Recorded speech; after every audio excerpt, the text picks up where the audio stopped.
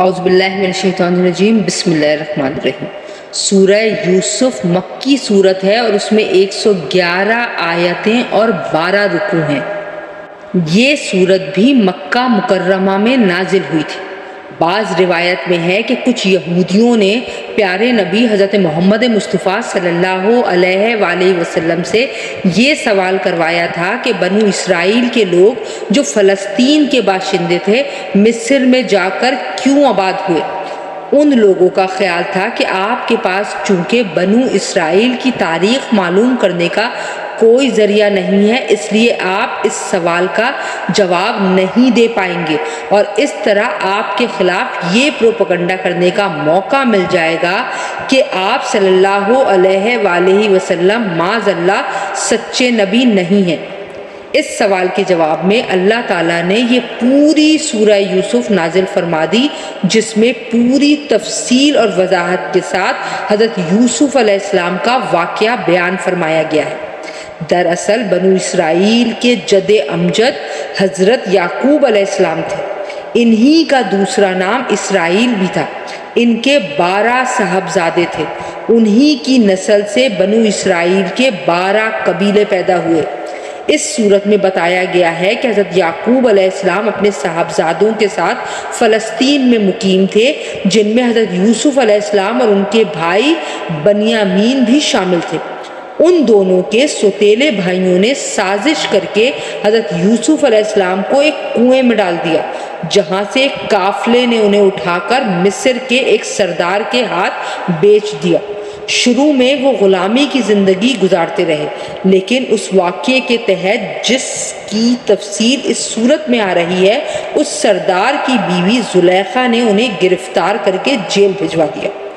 اللہ تعالیٰ کا کرنا ایسا ہوا کہ مصر کے بادشاہ کے ایک خواب کی صحیح تعبیر دینے پر بادشاہ ان پر مہربان ہوا اور انہیں نہ صرف جیل سے نکال کر باعزت بری کر دیا، بلکہ انہیں اپنا وزیر خزانہ مقرر کیا اور بعد میں حکومت کے سارے اختیارات انہی کو سونپ دیے۔ اس کے بعد حضرت یوسف علیہ السلام نے اپنے والدین کو فلسطین سے مصر بلوا لیا، اور اسی طرح بنو اسرائیل فلسطین سے مصر منتقل ہو گئے۔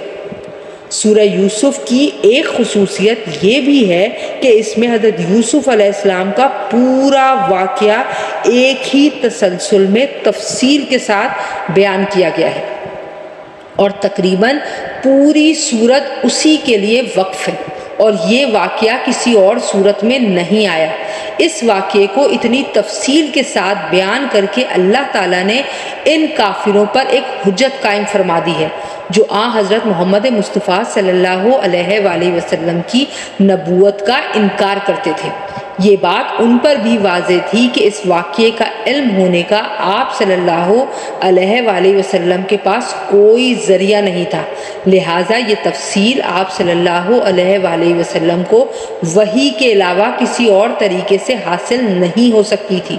اس کے علاوہ مکہ مکرمہ میں پیارے نبی حضرت محمد مصطفیٰ صلی اللہ علیہ وآلہ وسلم اور آپ صلی اللہ علیہ وآلہ وسلم کے صحابہ کرام کو کفار مکہ کی طرف سے جن تکلیفوں کا سامنا کرنا پڑ رہا تھا، ان کے پیش نظر اس واقعے میں آپ صلی اللہ علیہ وآلہ وسلم کے لیے تسلی کا بھی بڑا سامان تھا کہ حضرت یوسف علیہ السلام اپنے بھائیوں کی سازش کے نتیجے میں بڑے سخت حالات سے گزرے، لیکن آخر کار اللہ تعالیٰ نے انہی کو عزت، شوکت اور سربلندی عطا فرمائی، اور جن لوگوں نے انہیں تکلیفوں کا نشانہ بنایا تھا، ان سب کو ان کے آگے جھکنا پڑا۔